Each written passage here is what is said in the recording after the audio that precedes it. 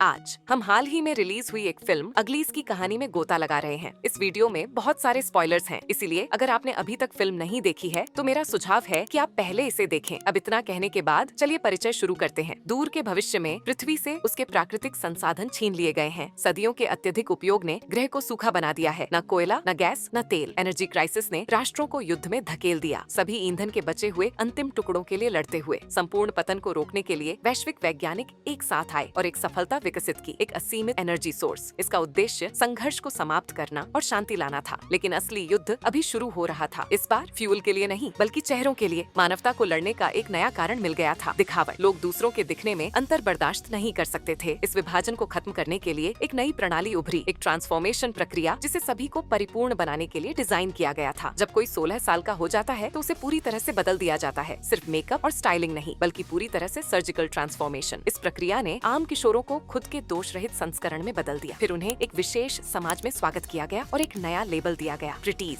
लेकिन उस उम्र तक वे अलग अलग रहते थे, प्रक्रिया से अछूते। इन किशोरों को यगलीस कहा जाता था। एकांत आवास में छोड़ दिया जाता था, अपनी बारी का इंतजार करते हुए। वे बहिष्कृत थे, बदली हुई दुनिया के लिए अदृश्य। यहीं पर हमारी मुलाकात टैली से होती है, जो 15 साल की लड़की है और अपने ट्रांसफॉर्मेशन के दिन गिन रही है। हर अगली की तरह वह भी ग्लैमरस शहर में प्रिटीज के बीच रहने का सपना देखती है। उसे लगता है कि प्रक्रिया के बाद ही जिंदगी की शुरुआत होती है। एक रात टैली अपनी सबसे अच्छी दोस्त से मिलने के लिए चुपके से बाहर निकलती है, जो 16 साल की होने वाली है। वे चुपचाप बैठते हैं, दूर से चमकती हुई शहर की रोशनी को देखते हैं, एक ऐसी जगह जहाँ वे जल्द ही रहना चाहते हैं। उसका दोस्त उसे आश्वस्त करता है, वादा करता है कि उसके ट्रांसफॉर्मेशन के बाद भी वह उसका इंतजार करेगा। अगली सुबह चुने हुए अगलीस, जो अब 16 साल के हो चुके हैं, अपने ट्रांसफॉर्मेशन के लिए एक भव्य फैसिलिटी में इकट्ठा होते हैं। एक एक करके उन्हें बुलाया जाता है। टैली देखती है कि उसका दोस्त मशीन में कैसे घुसता है। उसकी आंखों में उत्साह है, लेकिन जैसे ही वह गायब होता है, टैली को एक अजीब सी बेचैनी महसूस होती है, कुछ ऐसा जो उसे अंदर से खींच रहा है। उसके ट्रांसफॉर्मेशन के बाद वह उसे मैसेज भेजती है, उससे सुनने के लिए बेताब है, लेकिन उसे बस चुप्पी मिलती है। कोई जवाब न मिलने पर चिंता हावी हो जाती है और वह एक साहसिक कदम उठाती है।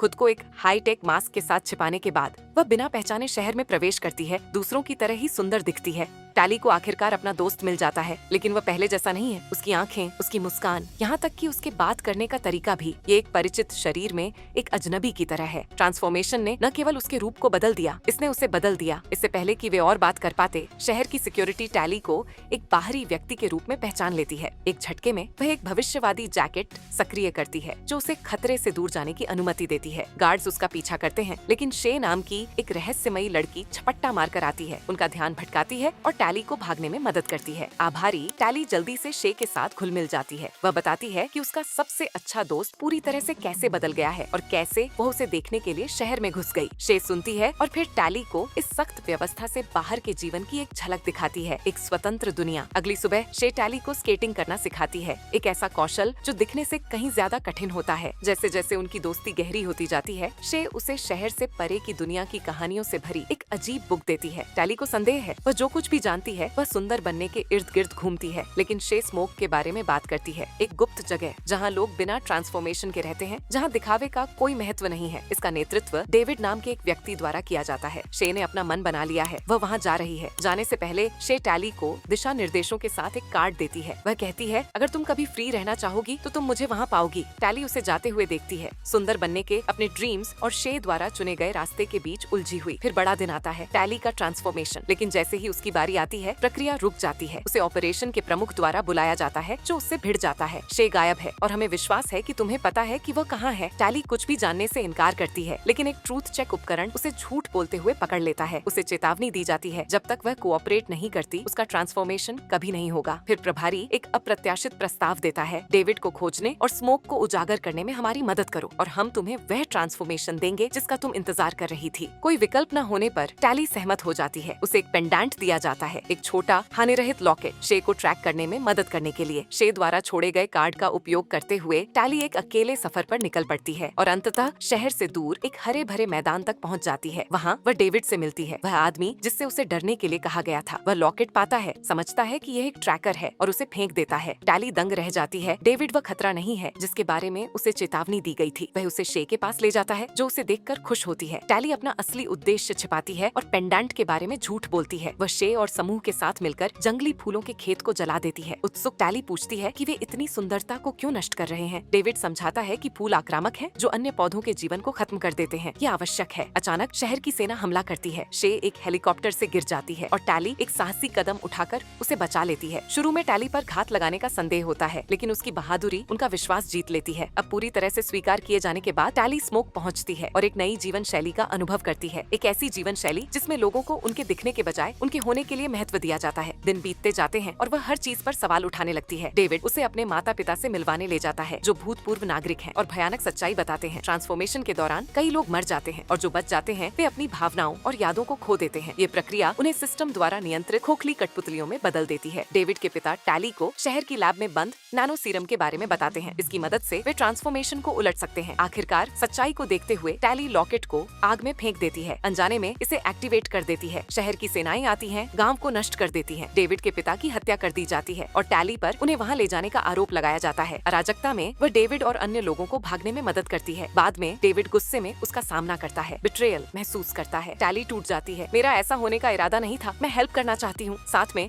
वे पकड़े गए ग्रामीणों को बचाने के लिए शहर में वापस घुस जाते हैं। टैली ने शे को देखा, अब बदल गई है, अब पहले जैसी नहीं रही। शे ने अपनी नई पहचान को पूरी तरह से अपना लिया है। जल्द ही टैली और डेविड को पकड़ लिया जाता है और ट्रांसफॉर्मेशन चेंबर में डाल दिया जाता है। लेकिन प्रोसीजर शुरू होने से ठीक पहले डेविड का दोस्त रेस्क्यू मिशन शुरू करता है। आग लग जाती है और ट्रांसफॉर्मेशन मशीन खराब हो जाती है। डेविड की माँ नैनो सीरम चुराने का अवसर प्राप्त करती है। एस्केप के दौरान टैली का पूर्व सबसे अच्छा दोस्त उन्हें रोकने की कोशिश करता है, जिससे फाइनल फाइट होती है। डिस्परेशन के एक क्षण में टैली उसे धक्का देती है और वह गिरकर मर जाता है। अब सुरक्षित डेविड की माँ इलाज का टेस्ट करने की तैयारी करती है। शे अपने पुराने रूप में वापस जाने से इनकार करती है। उसे वह पसंद है जो वह बन गई है। हालांकि टैली आगे बढ़ती है। मैं इसे करूंगी, वह कहती है। मुझे एक सुंदर बनाओ, मैं खुद पर सीरम का परीक्षण करूंगी। अगर यह वर्क्स तो हम दूसरों को बचा लेंगे। ट्रांसफॉर्मेशन शुरू होता है। टैली प्रिटी हो जाती है, लेकिन उसका मिशन अभी खत्म नहीं हुआ है। सीरम हाथ में होने के साथ वह सच्चाई को वापस लाने के लिए तैयार है। फ्री विल को बहाल करने की लड़ाई अभी शुरू ही हुई है और ये अगली इसका पूरा विवरण है। ऐसा लगता है कि कहानी अभी खत्म नहीं हुई है और हम जल्द ही इसका सीक्वल देख सकते हैं। अगर आपको यह विवरण पसंद आया और आप और भी संक्षिप्त तीखे मूवी ब्रेकडाउन्स चाहते हैं तो सब्सक्राइब करना न भूलें। अगली बार तक सुरक्षित रहें और सूचित रहें।